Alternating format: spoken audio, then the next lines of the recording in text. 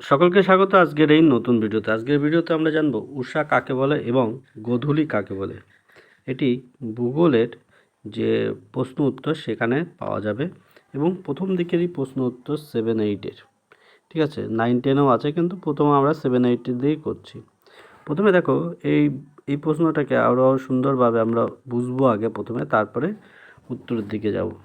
সাধারণত আমরা সকালবেলায় 7টা-8টার সময় উঠি, কিন্তু তুমি যদি আরও আগে ওঠো তাহলে, আর এইটা যদি পৃথিবী হয় এরকম গোল, তাহলে লক্ষ্য করো যে তোমার বাড়ি ধরো এইখানটায়, তুমি এখানটায় আছো, আর সূর্য যখন উঠছে, এই যে এইটাকে পূব দিক ধরো, এই পাশ থেকে সূর্য উঠছে, ঠিক আছে।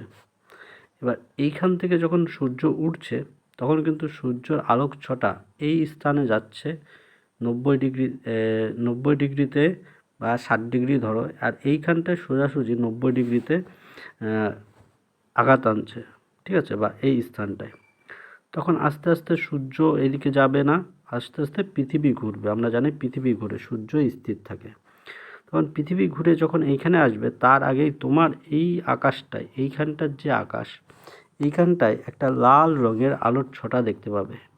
আকাশ একটু লাল হয়ে যাবে, উজ্জ্বল হয়ে যাবে, ঠিক আছে, ভোরবেলায়। তখন তাকে বলা হবে উষা। অর্থাৎ উষা হচ্ছে সকালবেলা যখন আমরা ঘুম থেকে উঠি, বা ভোর 4টে-5টা নাগাদ, তখন সূর্য দেখা যাওয়ার পূর্বে সূর্যের আলোর ছটা আকাশে দেখা যায়। সেই আলোক ছটাকেই আমরা বলবো উষা। এক্ষেত্রে উত্তরে আমরা কি লিখতে পারি? উদয়ের, এটা উদয়ের মানে সূর্য ওঠার ঠিক আগে পূব আকাশে বা পূর্ব আকাশে, ঠিক আছে, আলোর, এখানে সূত্র না, আলোর যে ছটা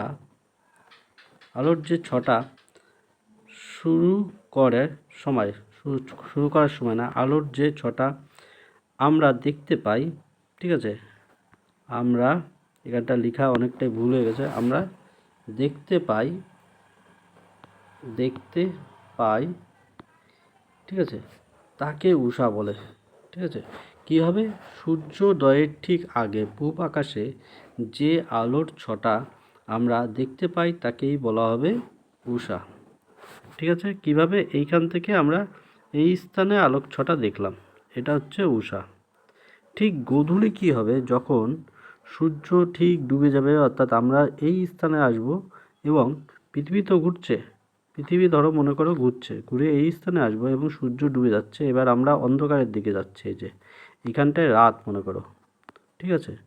তখন যে রাত হওয়ার পূর্বে বা রাত হয়ে গেছে, অর্থাৎ আমরা আমাদের এই দিগন্ত রেখা, এটাকে দিগন্ত রেখা বলবে, এখানেও একটা দিগন্ত রেখা থাকবে। এই দিগন্ত রেখার পূর্বেই আমাদের সূর্য ডুবে গেছে, বা সূর্যকে দেখতে পাচ্ছি না কিন্তু আলো দেখতে পাবো, তাকেই বলা হবে সাধারণত গোধূলি। দেখো পরের প্রশ্নে, দেখো পরের পৃষ্ঠায় আমি দেখাচ্ছি, আবার একটু ভালো করে দেখে নাও। যখন আমরা পৃথিবী এই যে রয়েছে, আমরা এই স্থানে দাঁড়িয়ে রয়েছি, সূর্য এই স্থানে রয়েছে, সূর্য এই স্থানটাকে বলা হবে দিগন্ত রেখা। এই যে যেই স্থানে আমাদের সাথে পৃথিবীর ভূভাগ মানে টাচ করে থাকবে, সেই রেখা সোজাসুজি যখন আমরা সোজা একটি দাগ টানবো, তাকে বলা হবে, কি বললাম, কেবলই ভুলে গেলাম, যাই হোক, এই দিগন্ত রেখা। এটাকে কি বলা হবে? দিগন্ত রেখা। এই দিগন্ত রেখার কাছেও সূর্য আসেনি, কিন্তু সূর্যের আলো আমাদের আকাশে বা মাথার উপরে দেখতে পাবো। তখন তাকে প্রথমে সূর্য ওঠার সময় বলা হবে উষা, এবং এই সময় সূর্য উঠে আর পৃথিবী আস্তে আস্তে ঘুরে ঘুরে আমাদের এই সামনে সূর্যের দিকে আসবে। এই সময় দুপুর হবে, সকাল দুপুর আস্তে আস্তে সন্ধ্যা যখন হবে, অর্থাৎ আমরা যখন এইখানটায় থাকবো, এইখানটায় যখন রাত থাকবে, আমরা যখন রাতের দিকে যাব, তখন কি হবে? এই সময় এইখানটাও একটা দিগন্ত রেখা, এই দিগন্ত রেখার আকাশের সূর্য থাকবে, কিন্তু আলো থাকবে, কিন্তু সূর্য এই দিগন্ত রেখার নিচেই থাকবে, ঠিক আছে। তখন তাকে বলা হবে গোধূলি। এই রেখাটাও আসে, দিগন্ত রেখা কাকে বলে, ঠিক আছে। দেখো প্রশ্নের উত্তর দেখো, সূর্যাস্তের সময় বা সূর্য ডোবার সময় পশ্চিম আকাশে যে আলোর ছটা দেখা যায় তাকে বলা হয়ে থাকে গোধূলি। এই একই লেখা উষার সময়ও লেখা যায়, এখানে লিখতে হবে সূর্যাস্তের সময় বা সূর্য ওঠার সময়, ঠিক আছে, ওঠার আগে বা সময়। পশ্চিমের জায়গায় লিখবে পূব। পূব আকাশে যে আলোর ছটা দেখা যায় তাকেই বলা হবে পূষা।